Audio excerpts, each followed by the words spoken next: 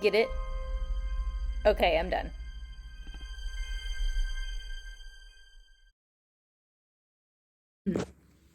Hi everybody, this is Kaylee and welcome back to my channel, or welcome if you're new. I am super excited about this video. I had quite possibly the best reading month I've ever had in terms of quality and quantity. So I'm going to discuss that with you today. That's my intro. Okay, so this month is really exciting to talk about. These are probably my favorite videos to do because I get to reflect on the past month and like all the fun stuff that I read.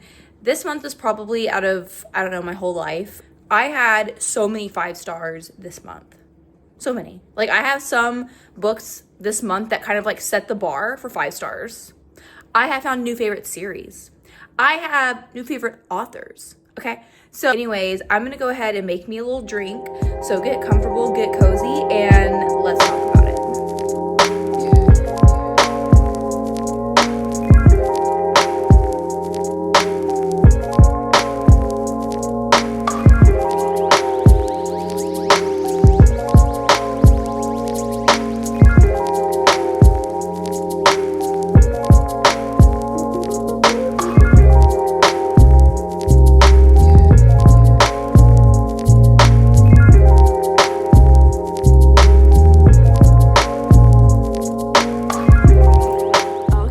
Got their little drinky drink. Perf. All that ginger. Okay. Anyways, so in the past, I just go through videos and talk about each book. I don't want this video to be 10 hours long, okay? So I have 17 books to tell you about today. I know, I read 17 books in the month of November. And some of these books, guys, were kind of long. Like, who do I think I am? By the way, it's December 1st today. Also, who am I getting out a recap video, like, in a normal period of time? What? Anywho. We'll see when it actually goes live. So we're just gonna go ahead and get into it. Yeah, so the first book that I read this month is Mile High by Liz Tom Ford. Y'all. How long did it take me? 32 years. How long did it take me to read this freaking book? Crazy. Look at the tabs. I tabbed it. Okay? This was insane. I love this so much. And so many people online talked about how, and if you don't know, by the way, I'm just like jumping into these like everyone knows what all these books are, which I'm sure you do, but if you don't, I don't want you to feel left out. This is part of the Windy City series. They take place in Chicago, hence Windy City. And they all kind of follow, they're all like sports romance books. So they're all the books in the series, there are 4 currently, and they're coming out with the 5th next year. But they all take place in Chicago, but different sports teams. So this first one is a hockey romance. And you're following Xander's. He is a professional hockey player, and the flight attendant that's on their team's charter plane that like for home games and away games, you know. So during the season, they're together a lot. So it's also like forced proximity because they're on the plane, and he's kind of like gives her shit whenever she's like trying to like do her job. And then anyways, it's so good. That was a really bad explanation, I feel like. But everyone says, or people I see on BookTube, are like, Xander's is toxic. Just get past the first one, and you'll like the rest of the books in the series. Kind of like the Twisted series, because I hated Twisted Love, by the way. But anyways, we're not talking about that book. I loved this one. I don't care what people say. I love Xander's. I think he's misunderstood. Yeah. Like, are you kidding? And I just like their whole dynamic. So I had so much fun with this one. It is a little chunky, but it could have been longer. Okay. But yeah, and so I'm not really a romance girly typically. I like romances that have a little bit more in it. Like, even for like a palate cleanser romance, to me, they're a little cheesy, and I'll read it in like one sitting, and I don't know. So those are, when I want a romance book, that's what I want right there. Amazing, 5 stars, unbelievable. Okay, so the second book that I read is, oh, you know what? Maybe I'll just go series by series. That'll just be easier. So then I also, this month, read The Right Move by Liz Tom Ford. And as we can see, I did not tab it. So I gave that one 5 stars. I gave this one 4 stars. Now, I really, really like this one. And the only reason why I knocked it down a star was because, so this one follows, so Stevie, she's the female main character, and this one, the flight attendant. This one also follows a flight attendant, but she's the flight attendant for the hockey team. And the male main character in this book is Stevie's brother, who actually is he's a professional NBA player or basketball player. So he, so you're introduced to the main character. What's his name again? Ryan. Yeah, Ryan Shea. So you're introduced to Ryan in this book, and you really get to know him more in this book. It took me a little while to really connect with him, and that's why I knocked it down a star. I'm not saying it was bad, obviously. That's just kind of part of the story. But I feel like so many people like loved him so much where I was like, what the hell am I missing here? Like, I don't know. He's so like, I can't explain it.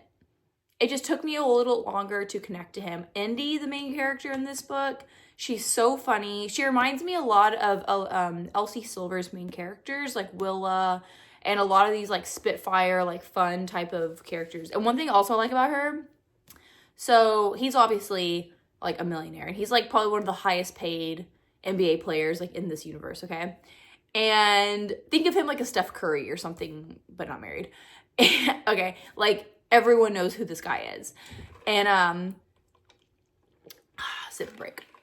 But anyways, he obviously has all this money, and he buys her things. And so because Stevie and Ryan, they were brother and sister, she moves out, obviously. It's a romance, guys. We all know how these things go. And so she has to move into like Ryan's house because she has nowhere else to go. And Stevie's like, please help my friend, do it for me, my big brother. And he's like, fine. So, you know, she moves in there. And then I started really connecting with him when he started doing stuff for her. Cause I'm like, oh, okay, that's really cute. Like, he builds her a bookshelf and like shit like that, you know, cause she loves books. And she's very like sunshine and rainbows and pink and glitter. And he's just like, not, okay. And I ate that up. I think I loved that part of the book. Oh, loved it. And so one thing I liked about her was she was like, I'm not the kind of girl that's gonna be like, oh my God, don't spend money on me. Oh my God, I can't accept that. She's like, okay, thanks. Love that. Thank you. Let's not pretend here, ladies. Let's not pretend. We like it when our guys like get us something nice. Like, we're not gonna be like, oh my God, I don't want that. Bitch, shut up. And I love that she was so real for that, honestly. Okay, next book that I read was Love Letters to a Serial Killer, and this is by Tasha Coriel. I really liked it. I thought it was really fun. This is like a palate cleanser thriller for me, or that's what it kind of was. By the way, cool cover. This was definitely a cover buy from the moment I saw it, whenever it was released. It was on my 2025, my 25 books to read before 2025. And yeah, I thought it was really fun. All the reviews for this, like, if you read the reviews, actually don't read the reviews. Main character, she sucks. I think that was kind of the point. And if it wasn't the point, like if the author was really trying to like make us like this person through her actions, I'm gonna choose to believe that's not what was going on here. If Delulu was a person, would be this chick, okay? She is literally like, girl. Anywho, so we're following the main character, Hannah. So Hannah, I think this is like a satirical take on like pick me energy in a weird way. So Hannah is having bad luck with dating, okay? You know, it's rough out there. It really is. It's a cold world. It really is in the dating scene. I am very lucky and very fortunate that I found such a gem of a man, but they're not all like that. I get that. Believe me, I had to kiss a lot of frogs, okay? But Hannah is just being pessimistic Patty. She's like, no one's ever out there. No one's out there for me, you know? And so she ends up writing to this serial killer or accused serial killer, and he is accused of killing 4 women, okay? And they're all kind of different women too. So she starts to write to him, and then he writes back. And then, so the book kind of goes from that and like their correspondence to like kind of like true crime in a way. I gave it 3.5 stars. Would I read this again? Probably not, but like it was a fun time to do it. So the book that I read was Under the Whispering Door by TJ Klune. This book, y'all, was so sweet. I read In the Lives of Puppets last year, and I gave this 5 stars, by the way.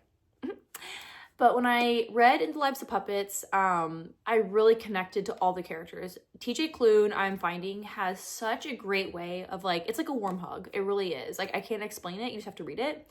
But he does such a great job with found family. Like, all the characters are all kind of like different from different walks of life in both of the books that I've read by him. But they all have this like commonality, and it just makes them love each other. And they find common ground. Oh my God, it's so cute. And I like still think about these people. So we're following Walter, I believe. Yeah, I'm sorry, Wallace. And he's an attorney, and he's a scumbag, okay? He is a scumbag. And he dies. He's dead. He's dead. He's a goner. Then he wakes up or comes to, and he's at his funeral, and he's like, what is going on here? And then nobody can see him. Nobody knows he's there. And he's kind of a passerby, literally at his own funeral. And drink break. So then while he's there, the only person that can see him is a reaper. And she's like, hey, what's up? And so they're at the funeral, or at his funeral, and there's like only people that were the other partners at the law firm there, and his ex-wife, who like totally just does the roast of him as the eulogy, which was hilarious. Pop off. And yeah, so he's like, wow, I was a piece of shit. That's who I was, I guess. But that's how he's remembered. And then so the Reaper takes him to this coffee shop, and it's like the middle of nowhere, and he meets a whole other cast of characters, and they're like they're telling you, okay, before you cross over, this is where you go. And you know, you kind of just like come to terms with things. It's like easier for you to do that. And anyways, he meets people, and he realizes his shortcomings, and you really see his growth. And I think about these people all the time. I really do. I think TJ Klune is so talented, and I cannot wait to read House in the Cerulean Sea. I have not read that yet. I know. Isn't that crazy? But I'm really loving fantasy right now. And this is kind of like cozy fantasy, I guess you could say. So yeah, my God, this is definitely a favorite book of all time. So, yeah, so good. If you haven't read TJ Klune, read it. You will probably cry though. I mean, I did. All right. And then I read The Boyfriend by Frida McFadden. Now, this is her newest release. I was really excited to read it. I love the little blood on the front. I'm probably going to stop buying these books, to be honest with you, because I fly through them so fast, and they're all on KU, and I'm like, do I need to buy these? Do I need to spend $20 on these books that I literally, like, read? It takes me, like, 2 hours to read. I don't think so. But, or maybe not 2 hours, but anyways, I gave this one a 3-star. If you go into a Frida McFadden book thinking it's going to be like this amazing book, you're crazy, okay? They're not. Or for me, they're not.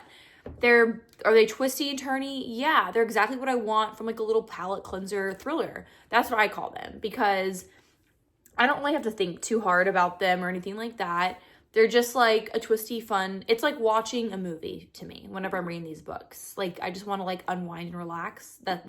I pick up a murder mystery. Okay, anyways, so we're following Sydney. This is also Delululand, okay? Sort of like, you know. But Sydney is also having terrible luck in the dating scene. She lives in New York, and I feel like it doesn't matter who you are, and if you live in New York, you probably are gonna have bad luck in dating. That's what I've gathered from life. And but yeah, so she is on the dating apps having just a string of bad dates. So she's in a really bad situation with the date, and he's like cornering her. And then we have this guy that comes in and he's like, hey, whoa, and then and like saves her almost. So she keeps thinking about him, trying to run into him. And then one day she does. And then she's like, oh my God, he's perfect. This guy is like exactly what I'm looking for. He like, we even met in a kind of a fun, maybe not for her at the time, but like this interesting way.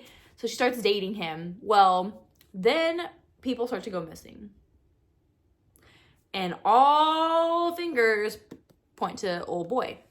So that's where I'm gonna leave you. But just know going into this, it is twisty, it's turny, it's Freedom McFadden.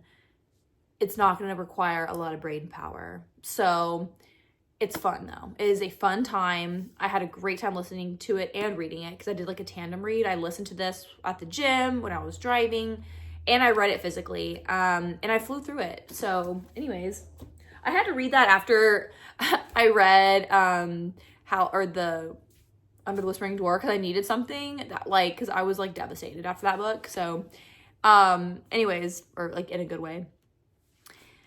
Anywho, next book we're going to talk about, see, we're flying through this, what I read was Assistant to the Villain, and this is by Hannah Nicole Mayer. Mayer.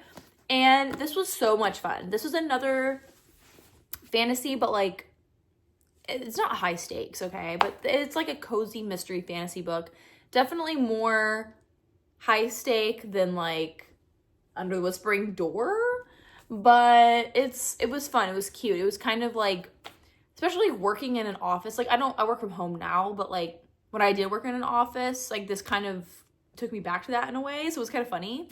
So we're following this chick named Evie, and Evie is walking through the forest because it's kind of like medieval times.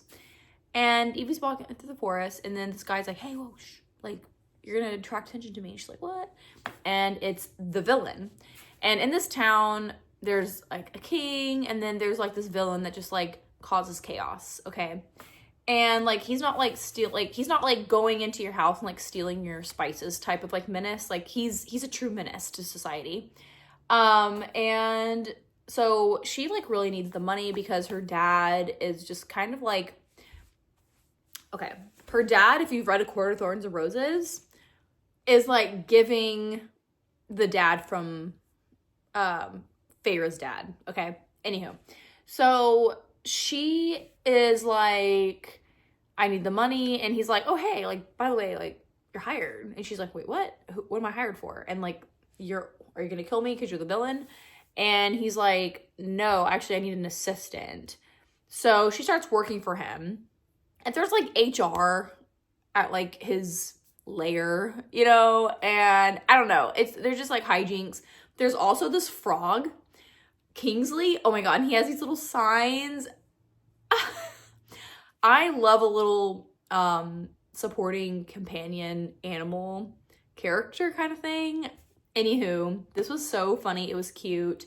It gave what it needed to give, and I liked it. I gave it like, I think like a 3.75, 4 stars, something like that. But this is a trilogy. The second book is out, called Apprentice to the Villain.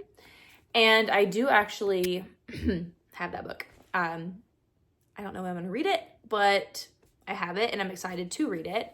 And then her newest book in the series is coming out next year, and it's called Accomplice to the Villain. So Evie is getting promoted, I guess. Anywho. Ooh, excuse me. All right, so the next book that I read is Grimstone by Miss Sophie Lark. I love this book, and I cannot stress this enough. If she has music, so she's got a playlist, right? If there's if there's a song next to a chapter, you have to listen to it as you're reading it, because it really made my experience so much better, because she really chooses the songs so appropriately. And also, I find a lot of music that I like from Sophie Lark books, by the way. So, anywho, if you don't know who Sophie Lark is, she is an amazing author. She writes dark romance books, and I don't know if you can see it. Actually, you can't see it. I'll put a little pan in here. But Sophie Lark writes like mafia romance. She's got a new series out. So we have Grimstone, which is another like dark paranormal romance, which those are like my favorite ones to read. And so it has beautiful sprayed edges. And there's a second one called Monarch that's already out. And it's set in this town. I believe I forgot what the town is called. But anywho, we're following Remy. Remy and her brother, Jude. They don't have a lot of money. And Remy inherits this house from her uncle. And the house needs a lot of work. Okay. Needs a lot of work. And she, though, is a carpenter. I think she's like a trade, if I can remember correctly. Anywho, she does handiwork and stuff. So, and I love that for her. So she goes to the house and she's going to renovate it. And she's saving money for her brother because her brother is the smarty pants of the two of them. And she's like, you're going to college. Like, you're getting out of this. Like, I'm going to help you. Because she's like an awesome big sister. And Jude's kind of a turd. He really is. And so she's like, I'm going to help you out and you're going to go to school. And that's what's motivating her. And so the neighbor is the love interest. And he's got some secrets. So anywho, that's what I'm going to leave you with. But it is so good. It's sexy. It's, I don't know. But like, there's a bunch of characters in this book. But it really gripped me from like the jump. Like, I was like so excited about it. And I believe this one is also on KU. So, okay guys, I am really close to the camera because I have to tell you, I read this. I read Wild Eyes by Elsie Silver. Wes. New book boyfriend alert. He is awesome, first of all. So we're following Wes and Skylar. By the way, if you don't know who Elsie Silver is, she is queen. Second off, she writes cowboy romance novels, and they are not just like little cowboy romance. There's always something deeper in them, and they're so easy to fly through. They're gripping. Like, I love this universe. Like, all of 3 of her series that she's written kind of overlap in some way. You can read them at any point, and it doesn't really matter which order you read the series.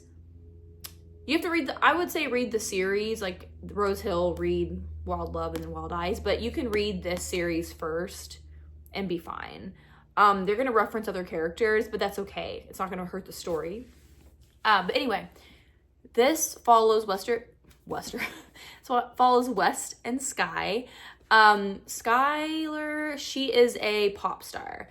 And her parents kind of have Britney Spears her, okay? Like, they are just kind of like not letting her have money. They are very controlling to her brand. So she's not very, she doesn't feel like she's being very authentic with her music. And so she escapes and runs off to Rose Hill, where there's this like sanctuary for artists to come in and create music. So, and you read that in the first book. Anywho, so Sky comes there for that. She meets Wes in this kind of crazy way. And then, so Wes has also 2 kids. He has one child who's like crazy outgoing. She's a lot to handle. And then he has a son who's pretty shy, and he only talks to a few select people, okay? And so she wants to and so she is very similar. And so she's able to kind of open up the son. And it's just so cute. And I don't know. I was swooning over this book. I could not put it down. Look how much I tabbed it. Like, I'm just going to open up to a random tab and read it because I want y'all to see the beautiful writing. Like, her writing is beautiful. The way that Wes talks about Skylar, they give me a warm hug. And when I read books like this, it's like, this is why I like to read, you know? And this is why if I pick up a romance book, like, I want this, I want that. And anywho, it gave me all the feels. So let's just open up to a random page. Okay, I'm so dumb. All right, so he says, we spend the night tangled up in each other, clinging to one another. And I don't know how it happened so quickly, so out of the blue, but Skylar feels integral to me. It's inexplicable. Cellular. Like, from a cellular level, like, he's like, I need her. Like, she's the H2 to my O. You know what I mean? That type of thing. And then he says, all I know is that she and I were meant to meet on that road. And then I wrote, I'm crying, cellular, integral to me. Are you kidding me, Wes? And then I wrote, oh. So cute. Loved it. Anyway, moving on before I start crying. I need therapy. Okay, guys. Pet Sematary by Stephen King. Probably one of my top favorite books of the year. Maybe ever. I don't know. Now, you would not guess from here. But I do like to read a lot of horror. I like grief horror a lot too. And this one was just done in such a tasteful way. And it definitely is horrific. The things that happen in this book, I was like, whoa, he went there. And I loved it, okay? I'm a sicko. But this one is about this little family. They're a young family. The dad's a doctor. They have 2 little kids. And set in the 70s. Anywho, the dad accepts a new position. So they get in the car. They move there. They rent this house, or they buy it, whatever, it doesn't matter. And they get to the house, and it's on this very busy road. Okay. And this road is notorious for these big trucks coming down, barreling down this road. And unfortunately, local pets have been hit by trucks on this road, and also other animals. So, you know, it's they're just like, the neighbor across the street is this older man. It's an older couple. And the older man, he's like, hey, by the way, just, you have a cat, right? That's your cat. So just be careful, because maybe get the cat fixed, because make sure they don't wander around. I love the found family that Dr. Lewis, the main character, he kind of looks to the man. Their little relationship, I think, was so tender and sweet. And because he didn't really have a dad, and Judd, he kind of looks up to Judd, even though Judd's like 85 and he's a lot younger, but he's like, I look to you as like a dad. Like, they would like sit on their porch and drink at night. And anyways, it's very cute. So there is this creepy little trail by their house, and they notice that, he's like, oh, by the way, little weird thing. There's this town graveyard on this trail that goes by your house, and that's where like the local families and stuff like bury their pets. So it's a little pet cemetery, just FYI. And they're like a little creepy, but okay. And so weird stuff starts to happen, and this pet cemetery is a lot more than a pet cemetery. There is a very haunting past, and I'm going to leave you with that if you read this book, because go into it just with that knowledge. It's so good. And if you don't think it's going to go there, it goes there. So yeah, amazing. I am trying to read a Stephen King book every month. So far I've read The Shining, Salem's Lot, and now Pet Sematary, and I'm currently reading right now Misery. I'm 200 pages in, y'all. It's probably Pet Sematary and that one are like, If you're gonna read Pet Sematary, if you've never read anything by Stephen King, read Pet Sematary or read Misery, okay? But if you are like, I just want to go into a certain thing, and maybe I'll make a video about this after I read some more Stephen King books. But in Pet Sematary, there are so many little Easter egg and references to other books. It's so fun. So like, he talks about Cujo. He has lines from The Shining in there. He talks about Salem's Lot. There's this point where they're driving through, or someone is driving through somewhere. She sees a sign. She's like, Jerusalem Lot. Oh, what an interesting name. It sounds like a very creepy town. I don't want to stop there. And I'm like, don't stop there. Don't do it. Anyway, then I read Memorials by Richard Chismar. This one is blurbed by Stephen King. Stephen the King, if you will. 3.75. Oh yeah. Okay. So Why did I rate it like that? Oh, okay, I did write on Storygraph. Sorry, I'm like referencing my iPad right now. So this book is a horror book. I got it from Aardvark, and it was very, very good.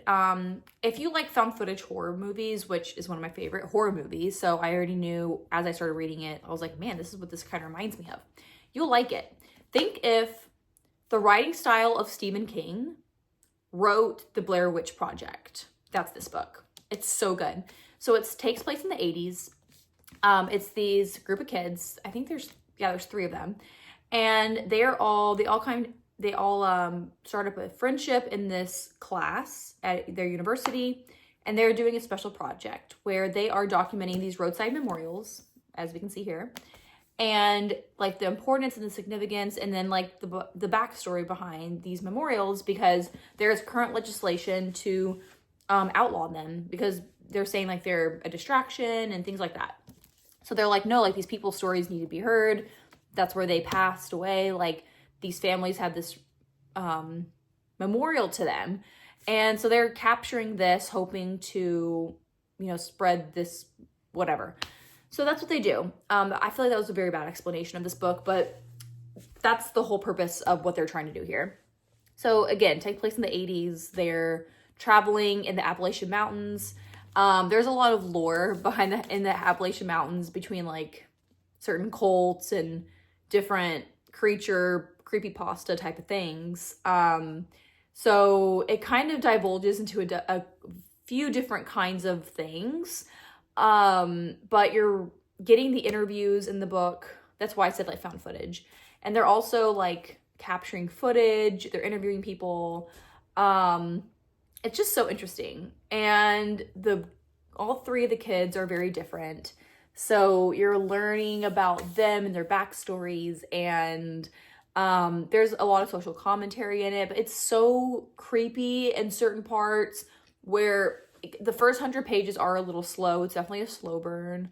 But yeah, you just got to read it. If you like something like that, like if you like Stephen King, I would definitely say to read Richard Chizmar. They're like besties, by the way. Like they've written books together. I feel like he might look up to Stephen King as like a mentor in a way. I don't know. I'm not sure if they're a entire relationship, but like I feel like that's what it is because the writing styles are very similar. So this was my review that I wrote on Storygraph. It felt like if Stephen King wrote The Blair Witch Project, exactly what I just said. I really like this. Definitely a slow burn horror, but I love the characters and I could imagine everything. Yeah. Not me like going back and forth between my own review. I'm so dumb. It was creepy and horrific. The ending wasn't my favorite, but I can't wait to read more of Chizmar's other books. Yeah, okay. So that's what it was. I was like, why did I rate the 3.75? I can't remember, but I knew there was a reason. The ending. I did not like the ending. But the whole rest of the book, still totally worth it. Wow, that is a stack if I ever saw one. All right, I've got a few more books to talk about. And again, this is going to be so long. The whole purpose of this is not to be long. All right. Anywho, I'm not going to spend too much time on this because I'm going to be really pissed off. I don't have it because I'm unhauling it. Actually, I already sold it on Pango. It was the Cinnamon Bun Bookstore by Lori Gilmore. After I read some of these horror books, these last 2, I was like, you know what? Let me just, a little palate cleanser. Look at my face. No, I hated it. I hated it. Let me tell you, if you follow me on Instagram, I did a whole rant about this fucking book, okay? Oh, it was the biggest waste of time. I call certain types of books palate cleansers, and I'm not trying to say they're bad. That does not mean, I'm not trying to be negative when I say that. To me, that's more of, this is unwind, relax time, okay? Some books to me are not unwind, relax time. Stephen King books, not unwind, relax time. Gilmore Girls fan fiction, first one. But it's set in this cute little town, and it's supposed to be vibey, atmospheric, and there's a little spice in it, and you're just following different characters in this town. Well, first book, I liked it. I thought it was cute. And the second book, it's about a bookstore, and it has a cute premise, or you think. It's about this bookstore owner, and she's, oh my God, so annoying. She's just like, I don't like people, and again, same in some ways, but she's just like, I'm not fun. I'm not fun, and I don't know how to be fun and live life. I don't know. It's just so unbelievable. It was so stupid, and I was just like, it was not a fun time at all. The male character, he got on my nerves. It just, the whole premise, I was like, this could have been really, really cute and really fun, and it just wasn't. Also, the spice in it, like, was so yucky to me. I don't know why. Like, also, it has fall leaves on the cover. This freaking book not even take place in fall. What? No. And I did think it was funny how, like, they talked about, he, like, references in the beginning of the book, like, oh, didn't, like, the book change, or the bookstore change names? And she's like, oh, yeah, the owner likes to change his name all the time, ha, ha, ha. And it's because once this series started to get popular, I'm sure, like, the marketing team or, like, the publishing house was like, okay, we got to make this, like, very fallish because that's what's going to sell. And that's what they freaking did. I thought it was clickbaity. I don't know. I could go on. I'm not going to sit here and rant anymore about it. I unhauled it. In fact, I had the Christmas Tree Farm book, and I said, fuck it, I'm done. I'm done with this. So I unhauled. The next book that I have to talk about is The Truth According to Ember, and this is by Danica Nava. I definitely wanted to pick this one up, show support. Danica Nava, this was her first book, and I'm like, what?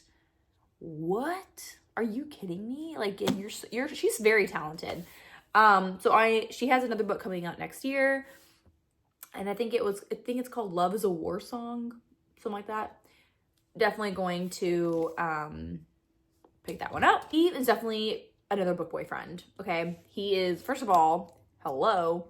Second off, he's funny and realistic, and I don't know, I just loved, and in a way I was like, what does he see in her? Because she's a freaking liar, by the way, but I can tell, and he, like, can see through a lot of her little white lies that she tells, and I cannot stand that. Whenever they're, like, lying straight to your face, and you're like, you're just listening to it, and you can't say anything, you're like,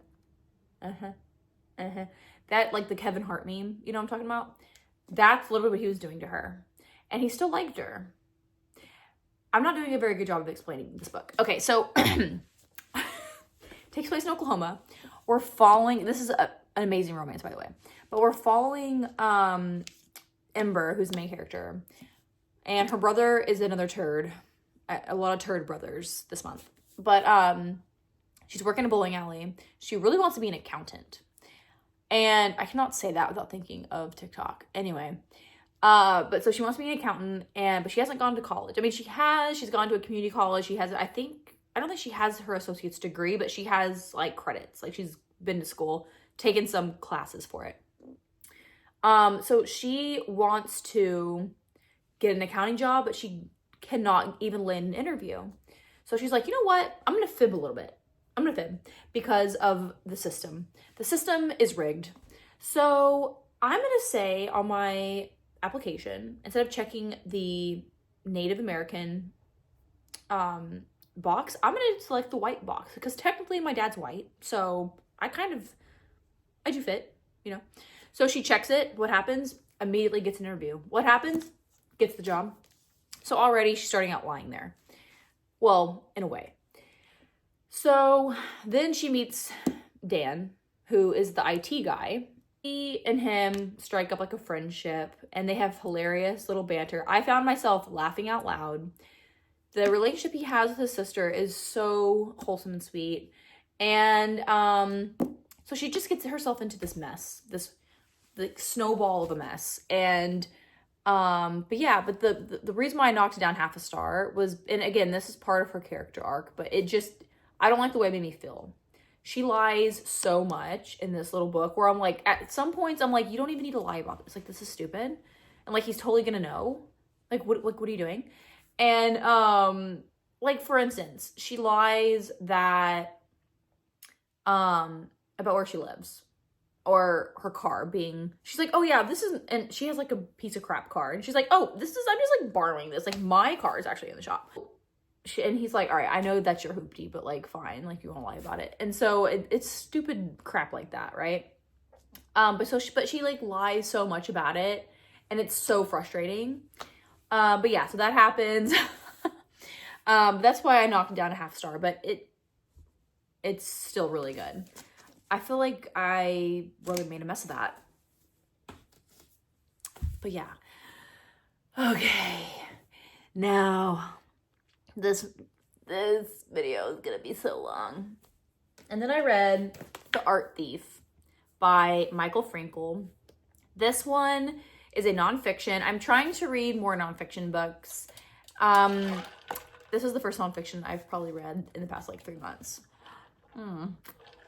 I think a goal of mine for 2025 is to read a nonfiction book a month. I think that's a good goal. Anyways, this one's really short. And was I enticed by the sprayed edges? Maybe. But this one's about, it's true story. And what I liked about this one, it did not feel like I was reading a true nonfiction book where it's like almost like a textbook. It did not feel like that at all. It's very much real. It's a nonfiction book, but it's told in a way like a novel. So if you're kind of intimidated like I was about jumping into from these fictional things into jumping into something nonfiction, this is a great place to start, I think. But this book will piss you off. It'll piss you off because it pissed me off. And if you're anything like me, you'll get pissed off because that's the way that works. And, but we're following this very prolific art thief. And again, throughout the book, I kept having to remind myself, oh my God, this is real. But this guy and his girlfriend, who is his accomplice, stole about an estimated about $2 billion of art, okay? And they were not like Ocean's 11. They would literally, in like broad daylight, go in there with a trench coat and a big purse and just steal crap. They never sold one piece of art that they stole, okay? So it's about, this is literally, I'm gonna like repeat this, but this is like literally what it is. A true story about love, crime, and a dangerous obsession. So at first he's definitely a klepto, obviously. And at first he's telling his girlfriend, because they're together for a long time, he's like, I just feel like these art pieces are just like trapped. Like they're like in a zoo. And I'm just trying to free them and stick them in my attic because I love them so much. And I have such a passion for art. And so she's like, okay, yeah, like I like weirdly get it. Okay, sure. And so she goes along with it and kind of helps him out because she's more of the logical one where she's like, hey, people are like definitely looking, like we should not be stealing this. And he's like, are you sure? And he like has a trench coat open. She's like, yeah, let's just chill. And like, so they like balance each other out. And also, by the way, so much freaking privilege. He steals $2 billion of art from museums. He gets 4 years of prison and recommits and goes back to jail and gets out again. And I'm like, oh my God, are you kidding me?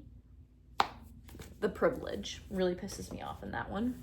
Anyway, now we're going to talk about the last 4 books that I have. I know you're probably like, oh, me too. My voice hurts. But this is very important. Listen. Listen, Linda, listen. I did it. I did it. I love these so much. This is my whole personality now. Selena Sardothian, I love you. Amazing. Probably one of my favorite female characters I've ever read about. Like, are you serious? I read all 4 of these this month, and after I read Misery today, I'm starting Queen of Shadows, like, immediately. In the order that I read them, because I know there's, like, a lot of people that, like, have very opposing views. I read Throne of Glass first, and then Crown of Midnight, and then Assassin's Blade. There's a lot of people that have different views on that, when to read it. I feel like if I just jumped into Assassin's Blade, I would not give a single shit about what was going on. I would be like, all right. But like knowing that, so the Assassin's Blade is a bind of novellas that happens before the Throne of Glass. But whenever you're introduced to Selena in the first book, you're really getting to know her, and she like talks about things, like she like alludes to the past, but you don't know the whole story yet. And then you find out the whole story in the past But then whenever you jump into Air of Fire, there's so many references to things that happened in, by the way, I'm like, how did she write this after Air of Fire? Like, she like throws things in Air of Fire where I'm like, you would have been so confused if you did not have the backstory. Anyway, so you're probably like, what is going on? If you don't know about these books, which I'm sure whoever is watching this video knows about these books, because I don't have a big following, so you would really have to be down the booktube rabbit holes to find me. But this is a fantasy series. You're following a trained assassin, Selena Sardothian, and she was raised by this absolute F-boy. I hate him so much. That's actually too nice of a word for him. Anyways, he's the king of assassins, so he raises her to kill people, right? And she was actually his apprentice for a long time. So in the first book of Throne of Glass, I'm not going to go through all these books, by the way. I'm giving you the premise for the series up to what I know, without spoiling anything. I'm not going to spoil it, because if someone did that to me, I would actually cry. Throne of Glass, she is in jail, and there's a lot of political stuff going on, and lots of names to remember. So the king of Adelan is a piece of crap, okay? And he outlawed magic. So in this book series, there are humans, mortals, and then there's fae, there's witches, okay? So you learn more about the witches, and you're introduced kind of to witches in Crown of Midnight. You learn more about them in Air of Fire. That's when they really come out. But I'm really excited about the witches, okay? But he has outlawed magic. So anybody from these territories in the continent that he rules over, that has magic, he has sent, or something happened to where, I'm not gonna spoil it, to where magic like doesn't work in these areas. And anybody that had possessed magic is a threat to him, because he's a human mortal. He doesn't have freaking magic. So he has put in these salt mines to work, and he has enslaved them. So Selena is so funny to me, because she is a badass trained assassin. Like, she kills people, hence what an assassin is. But she's also girly, where she's like, I like makeup and I like nice clothes and shoes. And so she's funny. She's one of the girls. She ends up going to the castle. He's like, I'm gonna have all these assassins come together, and they're gonna compete to be the king's assassin. And he's like, and if you win, and if you become the king's assassin, then, you'll just be my personal assassin for like 4 years. Easy peasy. And then you'll get freedom, you get all this money, and she's like, okay, wow, why wouldn't I do that? Because then I'll have my freedom. So throughout the book, there is like she's very motivated by freedom in this book, okay? So she competes, and that's where the story goes. And she meets people along the way, so you get to know other characters. And Air of Fire is really, I think, where it starts picking up, because you learn more about these other parts of the world, these other areas, these other kinds of creatures in this world, and it's so much fun. I highly, highly, highly recommend this book. And I've already read Court of Thorns and Roses. I read it like 2 years ago. Was I the biggest fan? No, not really.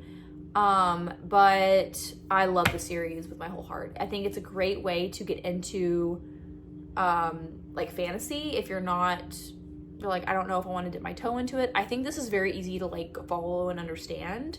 I'm also going to link her YouTube below. There is a YouTuber that has really made my reading experience of this book so much more enjoyable. Her name's Nichelle. But it was almost like I was buddy reading it with someone who like kind of brought my imagination to life, and it just made my experience so much better. So I would definitely recommend to check out her channel. And she's also just like funny and like beautiful and amazing. And I hope we can meet in person someday, because she's really great. I want to be her friend.